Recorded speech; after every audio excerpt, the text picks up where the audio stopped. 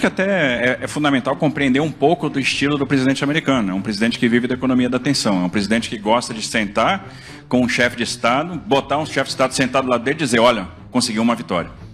E ele está querendo colecionar vitórias. Ele quer. Então, por que não entregar alguma vitória para ele? Por que não fazer alguns gestos?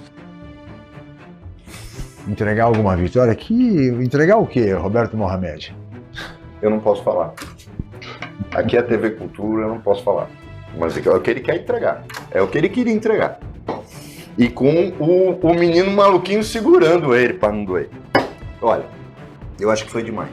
Agora passou dos limites. O Tarcísio desceu no buraco mais profundo que a gente pode imaginar. Depois do boné Make America Great Again,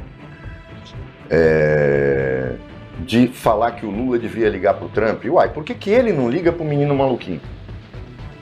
Liga pro menino maluquinho e fala, patrão, dá para você pedir pro Trump, né, que você é tão amigo dele, ou pedir pro estelionatário do Paulo Figueiredo, que já foi sócio do Trump, para pedir para ele diminuir aí, o agronegócio de São Paulo tá com problema, tal. Não. Falou, vamos sentar no colo do Trump. Por sorte dele, um desenho do South Park agora, um episódio do South Park, porque democracia é isso, né? Mostra o tamanho do dito cujo do Trump. Eu vou pedir que o telespectador aceite, procura no YouTube que você consegue, dá no Comedy Central, para quem tem TV a cabo. Para mim, um desenho fora de série. Pena que os Simpsons acabaram, Ronaldo, porque imagino o que eles iam estar fazendo agora, porque o Trump está destruindo a democracia americana. E o americano, o Chico deu uma explicação aqui, que nós estamos acostumados com golpes, o americano não. Então eles estão atônitos vendo tudo isso acontecer. Mas um cara que se mete até na premiação anual do Kennedy Center, que obriga o Smithsonian a fazer só eventos que estejam do seu agrado, que mexe até no que adoça a Coca-Cola americana, eu não sei onde esse homem quer chegar. Eu não sei, mandar 3 destroyers para a costa da Venezuela, dizendo que está esperando traficante para pegar um destroyer contra um barco levando cocaína, basta uma lancha de patrulha. Então, as coisas estão chegando num ponto, ele não tem limites, ele realmente não tem limites. Por sinal, Chico, hoje não vai dar, mas a gente tem que falar aqui que o que eu falei na terça-feira que o Putin ia fazer, é exatamente o que ele está fazendo. Pegando o maior naco de território possível para quando for negociar a paz que foi autorizada, falar, já estou conquistando esse trecho aqui, é meu. Então, aconteceu exatamente, eu disse na terça, ele vai iniciar a maior ofensiva desde o início da guerra. E foi o que ele fez, porque ele quer aumentar o corredor que ele vai ter até a Crimeia. Tá bom, porque o acordo autorizado só posso reclamar os territórios que eu já controlo. Ali ele está aumentando a zona de controle, ele quer esticar mais para cá, ali principalmente na região do Donbass, que é para poder fazer um corredor largo o suficiente para que não vire um corredorzinho como havia na Polônia, que detonou a Segunda Guerra Mundial. Mas o caso do Tarcísio, e eu vou chamar a atenção, e eu queria a opinião do Serápicos nisso, foi numa igreja.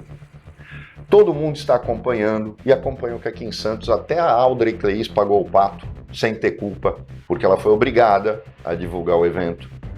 A Polícia Militar está fazendo uma série de eventos no estado inteiro para a rede pública de ensino, para os professores da rede estadual de ensino, e está obrigando também as cidades, sobre segurança, bullying nas escolas, só em igrejas evangélicas. Por sinal, quase todas da Universal do Reino de Deus. O que está acontecendo com o nosso governador? O Estado é laico. Ele está obrigando, e se o PM se recusa a participar desse tipo de evento, é preso. O que está acontecendo com o comando da PM? Por que está todo mundo permitindo que isso aconteça? O que está acontecendo com o governo de São Paulo? Foi isso que deu votar no Carioca, que não sabia nem onde ficava a escola que ele votava? Muito menos onde ele morava. Falou, é isso? E agora ele falou com todas as letras, vamos sentar no colo do Trump. O que é bom para eles é ótimo para nós. É isso que nós vamos assistir. É esse o governador que São Paulo merece? Eu acho que o Tarcísio chegou no fundo do poço. Arnaldo Seracos. Bom, Francisco, primeiro a gente tem que levar em consideração que o governador estava falando especificamente para uma plateia bolsonarista, nitidamente bolsonarista. E ele adotou desde o começo dessa crise entre Brasil e Estados Unidos, ele adotou uma postura oportunista. Ele falou, vou tentar jogar do lado que pode me trazer uma situação mais cômoda se eventualmente eu for candidato. Então isso é nítido. Então todos os candidatos fazem isso, né? Vamos deixar claro. Toda vez que você vai falar com o seu público, você fala a linguagem que as pessoas ali querem ouvir. Agora, ele podia fazer isso, né? Fazer essa jogada para a torcida, tentar abraçar o público bolsonarista, mais conservador, mais de extrema-direita, sem passar do limite da lógica do razoável, né, de colocar em xeque a sua própria capacidade de discernir sobre os problemas do país, do estado de São Paulo, etc. Né? Então ele passou da conta, quando ele faz essa sugestão besta, e o Roberto já deu todas as características da estupidez da sugestão dele, ele passa do limite entre você considerá-lo um bom administrador, um bom gestor e estar fazendo campanha. São coisas diferentes, né? Você não pode passar do limite. Então veja, em primeiro lugar, nós precisamos entender o que o Trump quer do Brasil, que ninguém fala e muito menos o governador Tarcísio falou. Ele falou, precisamos entregar alguma coisa. O que seria esse alguma coisa? Então vamos analisar o que o Trump fala. O Trump diz que o Brasil faz concorrência desleal com os Estados Unidos. É mentira.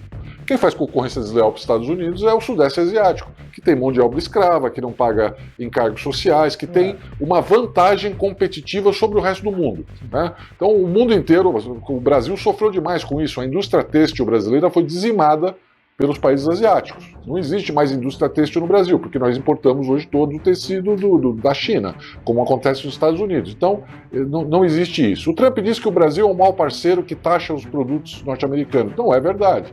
O Brasil, na época do regime militar, que era um alinhamento ideológico mais próximo do Trump do que hoje, tinha as maiores tarifas da história do Brasil para o país estrangeiro. Você lembra de uma época, Roberto, que a gente ia para os Estados Unidos, se você comprasse $200 lá, você pagava 300% de imposto quando voltava para o Brasil. Então você podia gastar no máximo $200 e pagava imposto. Nós não podíamos comprar computadores dos Estados Unidos, nós tínhamos uma lei de proteção à informática que atrasou de forma absurda o desenvolvimento tecnológico brasileiro, que nós tínhamos que usar computadores totalmente ultrapassados, arcaicos, porque não podíamos comprar a tecnologia norte-americana. Então isso existia lá atrás, nos anos 70, 80, hoje não existe mais. Hoje nós consumimos dos Estados Unidos, nos últimos 17 anos, muito mais do que exportamos para eles. Então o Trump também não pode reclamar disso. O Trump também não pode querer ser ministro do STF, ser presidente do STF, então também não posso entregar para ele o Poder Judiciário brasileiro.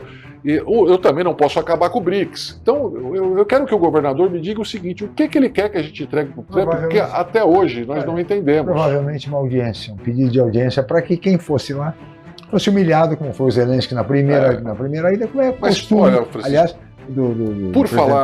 Por falar em humilhação, a gente precisa destacar o seguinte, os governadores, candidatos bolsonaristas hoje, eles estão se humilhando de uma forma que ultrapassou qualquer limite. Né?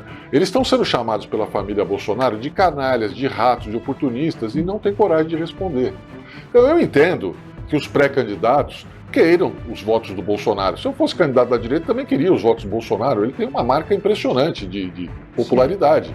Agora, você não pode chegar no ponto de se humilhar dessa forma, porque eu passo a duvidar da capacidade dessas pessoas de terem integridade moral, integridade na sua própria capacidade, porque você não pode ser chamado de rato, canalha, oportunista e simplesmente não reagir, simplesmente para querer pegar meia dúzia de votos lá que a extrema-direita vai ter. Então, lamentavelmente, hoje o que a gente está vendo é uma situação inédita na história do Brasil. Né? Dos políticos toparem qualquer negócio, é o topa tudo por dinheiro, aqui é o topa tudo por voto.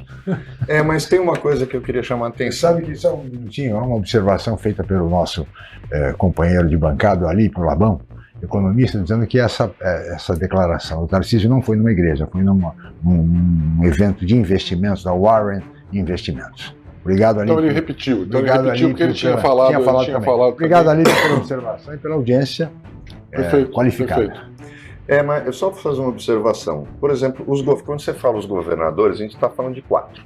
Sim. Né? O Zema come banana com casca, ele diz que o BRICS não é cristão, ele esqueceu que a África do Sul é cristã, que a Rússia é cristã, inclusive, só que é ortodoxa. Mas ele não sabe, ele fugiu da escola, com certeza ele fugiu da escola. Por isso que a família paga para ele ficar na política, para não se meter nas lojas deles. Ele diz que a ditadura militar é uma narrativa. Então, o Zema é débil mental. Vamos tirar ele da fila. O Ratinho Júnior está fazendo o jogo dele, está se escondendo. Ele evita, tu vê que ele quase não fala. Por quê? Ele falou, esses caras estão falando muita bobagem, eu vou ficar quieto, vou me fingir de morto, vou no banheiro e vou ficar dormindo no vaso. Depois, quando a coisa passar, eu volto para cá e vejo se dá para eu falar alguma coisa. O Caiado quis dar uma de valente na Globo News. Nós mostramos até o vídeo aqui. E esculhambou, falou que não, que ele é candidato, que ele não depende de aval de ninguém e que depois lá a gente vê no segundo turno quem vai. Mas não tem coragem de ser incisivo, né? Porque ele, por exemplo, a polícia dele é valente, mata, arrebenta, bate, invade casa de gente de bem, mas ele diz que isso é sucesso na segurança. A segurança dele são elevadíssimas. Positivamente. Lógico, né? Não chega nem no judiciário, o cara morre a caminho da delegacia. Agora, e eu não estou defendendo bandido, não, mas peraí, né? Claro. Agora, a gente vê claramente o seguinte: Goiás, programa de recuperação fiscal. Minas, programa de recuperação fiscal. Paraná, programa de recuperação fiscal. Santa Catarina, que está distribuindo bolsa de estudo para filho de milionário, programa de recuperação fiscal. Gente, vocês são bons administradores, é que nem o Tarcísio. Diz que ele só fez uma coisa até agora no governo do estado, né? Além de mandar o Derrite mandar invadir favela. Privatizar a Sabesp.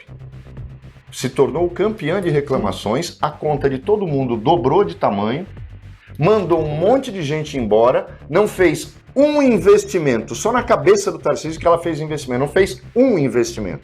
Ainda pegou dinheiro em caixa. Isso, governador, é o seu legado. Para mim, um programa de privatização como o da Sabesp tinha que ter terminado era na cadeia e não se vangloriando de números que não existem.